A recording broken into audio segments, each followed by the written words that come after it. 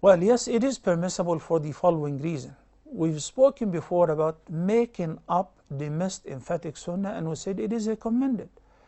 And we have a hadith, a sound hadith, in which when the Messenger of Allah, peace be upon him, was observed praying 2 rakahs after Asr in the hujrah, the chamber of Salama, and she said, I thought you forbid us from praying after Asr.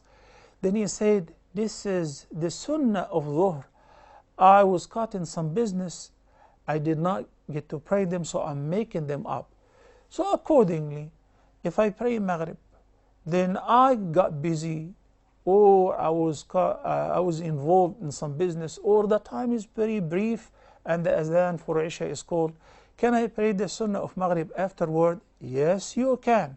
You can even pray it after Isha if you want. If this is your intention to make up the missed Sunnah, then it is permissible. إن الدين يسر ولن يشاد الدين أحد إلا غلبه. The Messenger of Allah, peace be upon him, said, indeed our religion is an easy